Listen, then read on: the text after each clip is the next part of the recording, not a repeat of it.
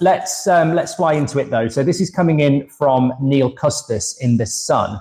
And basically this is Sir Jim Radcliffe, so Ineos's 5-point rule to change Manchester United. Now, I'm not saying this is true. I'm just reading it out there as a little bit of news. So point 1, age limit of, I feel like David Brent. Point 1, he put strengths. Number 1, age limit of 25 for new signings. Number 2, no Galacticos. Number 3, the style of play to be set by technical director Jason Wilcox. Number 4, manager to be asked what positions he wants to sign, not what player. Number 5, Ineos to send a list of 3 signings per position for managers to choose from. I've never heard such bollocks in all my life.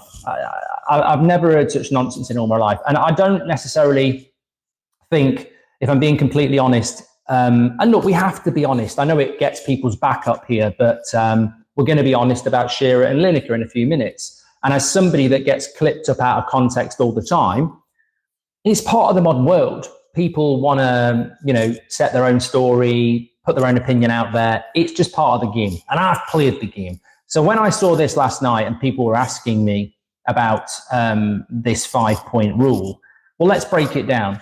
Age limit of 25 for new signings. So we're not trying to sign Rabiot, who's over 25. We're not trying to sign Tosin on a free, who's over 25.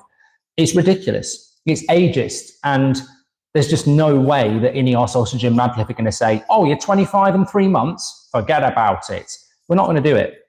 What I think is happening is that there is a focus on buying younger players because that's a certainty, but we're not going to not buy anybody over 25. No Galacticos, well, we can't afford them anyway, and they wouldn't want to come. So I think you can cross that one off as bloody obvious.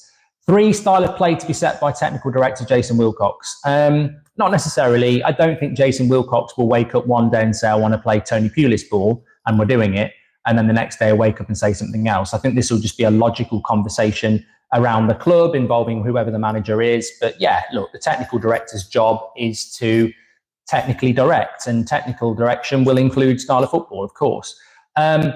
Manager to be asked what possession he wants to sign, not what player. Well, this is logical and should happen at any football club. I think the manager would have to have a bit of an input on that. Ineos to send a list of 3 signings per position for managers to choose from.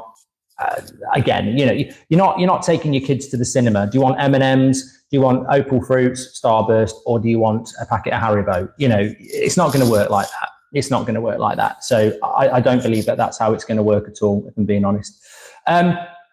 So yeah, I think that obviously I don't buy into that story, and I certainly don't think that The Sun would get an exclusive on all that anyway. But it's interesting. It's an interesting development, but I wanted to bring it in early because I just don't think it's relevant, and I don't think it's what Man United are going to do. I think there's guesswork in there. There's obvious work in there, but we're not going to make a 25-year-old cut-off. We're not going to say to Ten Hag or whoever the manager is, there's 3, take your pick. There'll be more involvement. There's no point in having Barada, Ashworth, Wilcox, Blanc, and then saying to the manager, which 3 centre-backs do you want? They'll have an input on it, 100%. Right, let's talk about some actual verified news. So the latest on Harry Maguire is quite interesting. Again, this is coming in from The Sun, so I'm not going to say it's the verified news, but what I would say about Harry Maguire is that there's been a change. Now, the story this morning is, and again, it's coming in from, I think it's Charlie Wyatt in The Sun, so again, I wouldn't put much weight on it, is that Harry Maguire wants to stay at Manchester United and that talks will take place very, very soon to establish what's going to happen with Harry Maguire. What we know as fans is that Harry Maguire last summer was up for sale. He had the captaincy taken off him, and Erik Ten Hag wanted to move him on. Now, the reason Erik Ten Hag wanted to move Harry Maguire on, and I'm just going to set up a quick poll for you here, and I'll talk while I type.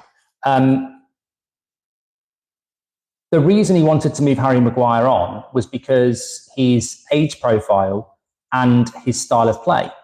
And basically, like many people, the feeling around Manchester United was that Harry Maguire, whilst a very traditional, I don't think there's a more traditional centre-back in England, by the way, than Harry Maguire. He could play in the 80s next to Tony Adams. He's absolutely that sort of guy.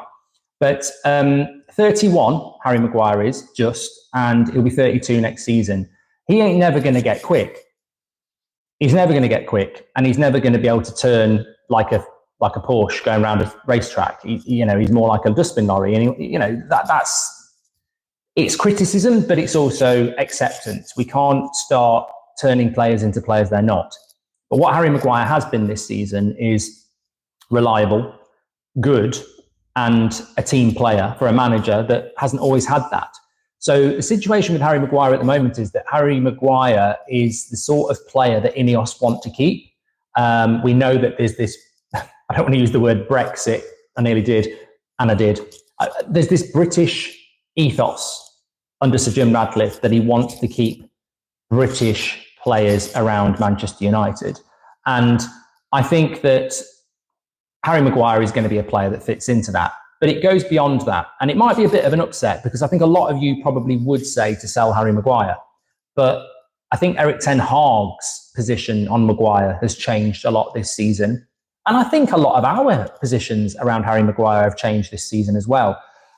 The only thing I would say about Maguire is that there will be, because of the season he's had and because of the interest there was last year, there will certainly be a collection of British Premier League clubs that would like to buy him.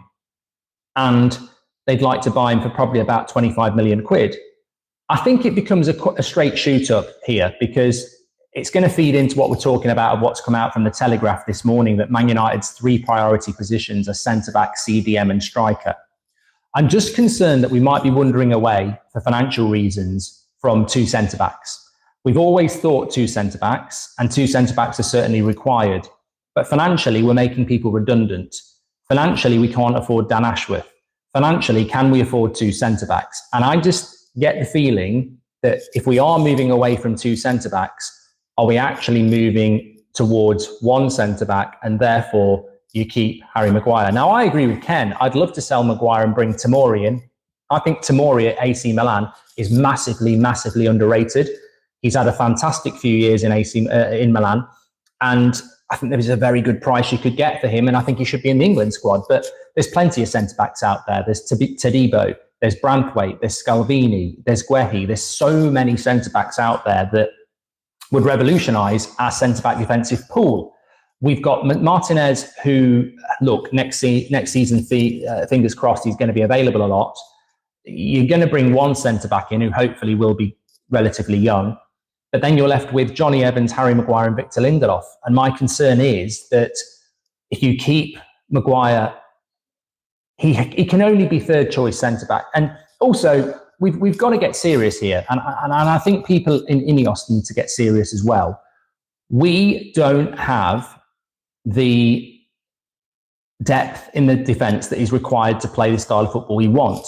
When we talk about United and when we talk about the problems that we've had this season, even when Harry Maguire was fit, we struggled to get up and we struggled to play out from the back. So yeah, he's a good lad to have about, and he's been very good for us this season.